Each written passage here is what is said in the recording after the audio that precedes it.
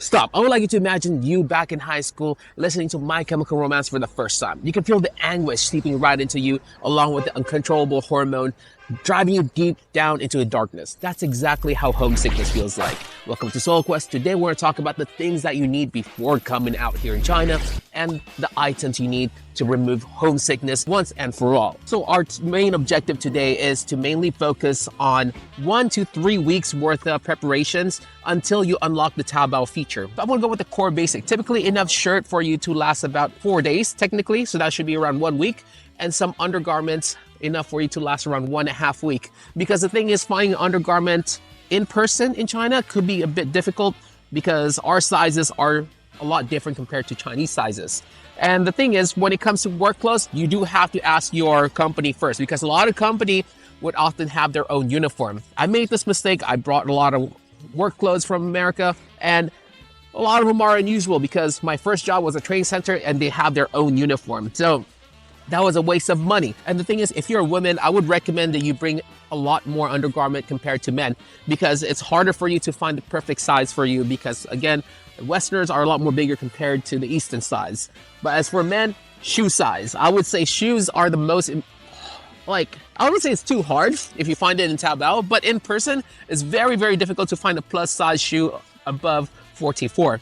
So try to bring your own shoes before actually getting out here in China. And the last one is the documentation. We talked in detail about the core documentation that you need. It will be a bachelor, your criminal record, and also your passport, along with your TOEFL paper, with the authenticated paper alongside with it as well. These are very, very, very important. And also bring your social security and all that, bank card, etc., just like that, because you're gonna need that in the future as well. But overall, everything else should be easy to obtain, so you don't really have to worry too much about it. So now we've already finished with the core basic. Let's talk about the auxiliary things that you do need before coming into China. The very first thing will be VPN. I think that's obvious for a lot of expat out there. I wouldn't say just in China, even back in the States as well, you do need a VPN in order for you to stay secure. But it's not just a matter of security over here. Realistically, a lot of undergraduate out here do have loans. I did have loans. In order to pay these loans, to get these business done, you do need a VPN to pay for those things. But not only that, to keep in contact with your families, VPN is essential. I mean, a lot of people back in the States use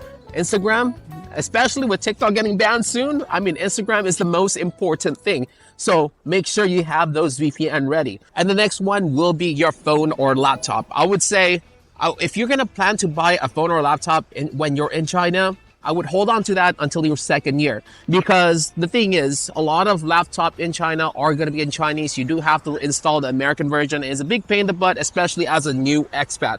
But if you're gonna buy a phone, I would say just buy it back in the States for now until you're sure that you want to stay in China. There are some Western apps that would not work when you are in China because they do have the American code or chip, some sort like that. For example, I want to use the American TikTok in China. It wouldn't work unless if I take out the SIM card. But I would just recommend holding that off until the second year and when you're getting used to your life out here in China. So I would probably say habits die hard. I'm an avid user of Advil. I would say back in the States, when I have a slight bit of a headache, I would use Advil, or either if my stomach hurt, I would use Tums.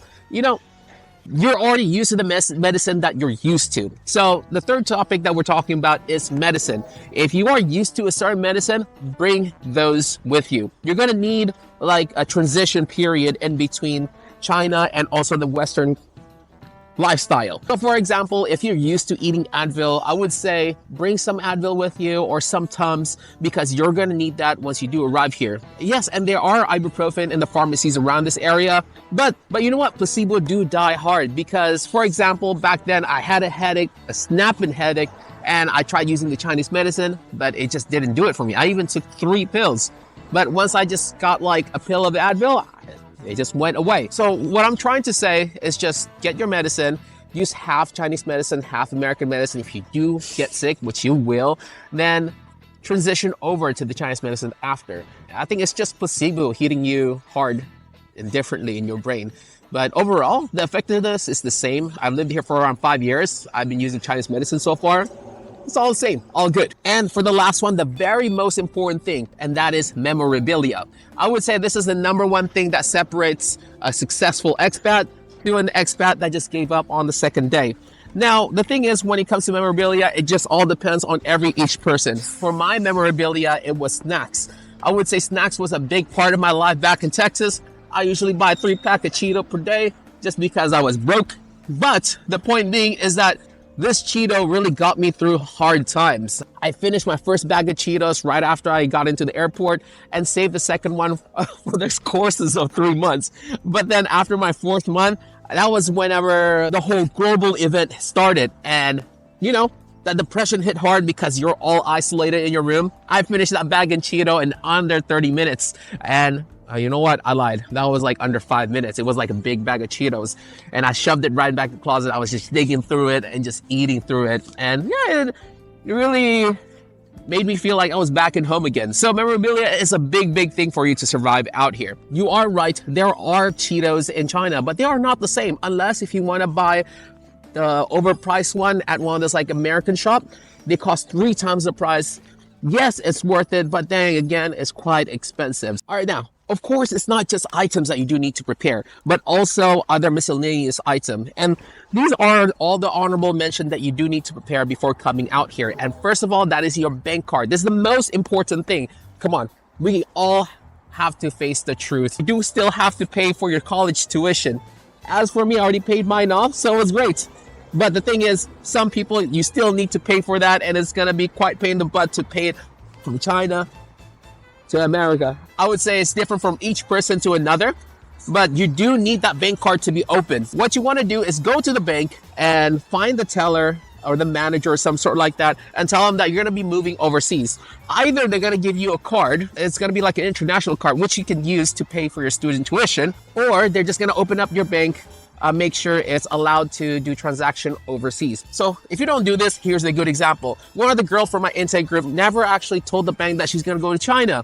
And when she was trying to pay for her tuition, it got blocked. So what she had to do is she spent all night calling her bank, which can be really a pain in the butt, especially in China, and it costs a lot of money just because you do have to do an overseas call. Overall, the gist of it is a pain in the butt. So try to get all of those finished. Tell them that you're moving China, get your bank card ready. Now, the other thing is Google. You're just wondering, what the hell is this? Not just Google, I would say any verification that you needs to have an American ID or a phone number nowadays. For example, you don't have an email or an account to Steam or some account that you want to go to that is linked to a Western country. Get that now before you come to China. Actually, get extra emails in case if things happen. Let's say you want to make another account, some sort like that. You already have an email ready. Or not, you're going to have to ask someone back in the States to help you make an email. And you have to go through nighttime, so call them in the daytime. It's going to be a big pain in the butt. So get those email ready, because a lot of the time, once you are in China, you don't have an American number, and it's going to be a big pain in the butt. You do have to ask your parents or your friend to help verify things as well. And if you do have money in Google Play, spend it all right now before you come to China, because I had $25 in my Google Play account.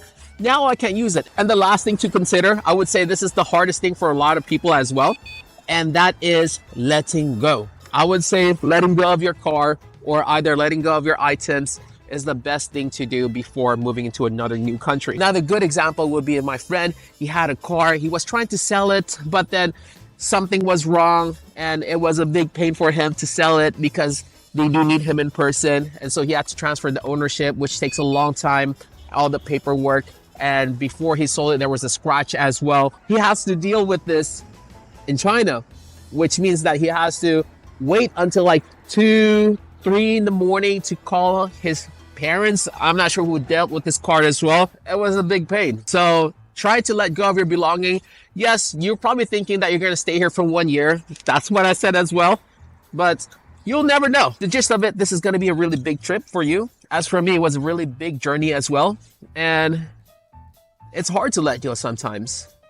And I think it's best for you to take what you can and go with your big adventure. All right, I almost forgot to record this part, but this is the most important thing. And that is to bring $1,000 to $2,000 before coming to China.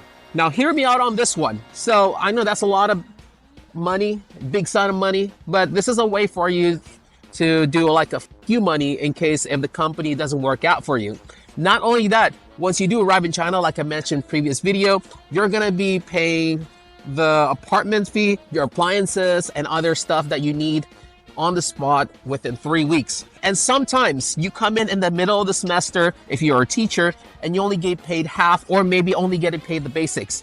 And a lot of time nowadays, some company would often hire you during summer and winter, which means you're only going to get basic pay, which is about 1,000 RMB up to 3,000 RMB, which is money. You're not going to be able to survive on that type of money, and you're going to be forced to borrow money from the company, and you're going to be stuck with that company for a long time. If you're really down bad, I would say 1,000 is enough. It's a good nest egg money in case if things go bad and you do still need to do a down payment on the apartments. But yeah, I think that should be everything. But yeah, that's about it. This is what to bring before coming to China. And again, I truly appreciate you for taking the time to watch this video. And if you can, share this to your friend if they're planning to come China or maybe slightly interested in China, because these are really essential for you to have a really good journey out here. Until next time, Soul Quest, logging out. Peace.